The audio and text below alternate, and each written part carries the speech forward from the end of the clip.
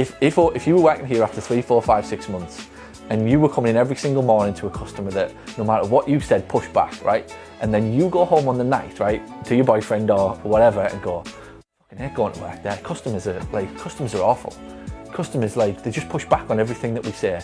Like, can you believe that somebody didn't show up and then, like, we told them we were going to bill them and they just weren't happy about it? Like, this is going on every single day, everywhere, in every business all over the world. It's a failure from the guy, from the top down, to understand what the hell's going on. So if we keep doing it, you get a customer that's charged emotionally, negatively, perception changes, emotion changes. You have a staff member who then views customers as being like a pain in the ass, who like works in an organisation and thinks, oh, I love my job but the customers are whatever, or I love my job but the boss is whatever. So you have this whole fucking, like, it's like a volcano just ready to go off, and it's just getting bigger and bigger and bigger, and all of a sudden it'll just blow. Same thing. So I read him a story before bed every night, right? No matter what time it is or how many stories I've read, he always wants another, right? And I can never win. So it's always like, and he's like, one more, and he just reaches for the book and gets to it, right? So I'm like, I'm gonna have to stop this because it's gone on forever. Like 6 books in, 7 books in, 8 books in of Alfie, which is like all the time. It's always one more, and you just cannot say no, no matter, and you'll never win unless, and if you are, you're grabbing him and he's kicking all the way to bed. It's like, I do not want to put him to bed, like kicking and screaming at the end of the day. So I reframed the whole thing, finished book number 2, and it's like, come on, let's have a race. Guess where we're racing to? His cot.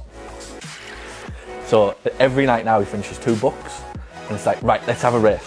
So he's out, before even book number 2's finished now, he's out the bed and racing, and he gets to his cot, and he's like, I'm the winner. Like, it's like, okay, no, I'm the winner, get in.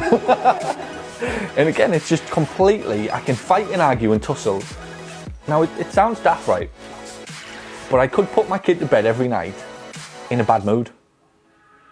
Or I can put him to bed every night a winner. Go figure. What do you want to do with your kids? Do you want your kids going to bed every night, getting into their bed, being labelled a winner? Or getting into bed every night with dad shouting at them kicking, screaming and ranting and raving?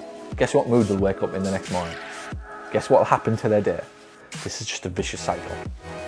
They get to 80 and then they're off. And people will get to the end of their life and are literally like, was that it? I've just spent my whole life fighting and arguing and like whatever. And again, take it to whatever you want. Take it however you want from that. That's how you can change the whole, feeling and narrative. And now it's a fun time when it's great reading him his books. But it is cool having that race. And I didn't even realise the thing about the winner, how that would impact him.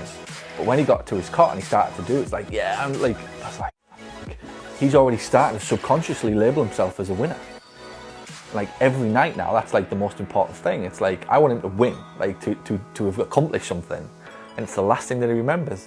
And then he gets into his bed and he wakes up the next morning and day goes off again. So it's interesting stuff. You can fight and you can argue, and you can tussle and you can put your energy into whatever you want, or you can just get off the path and go the other way. That's all.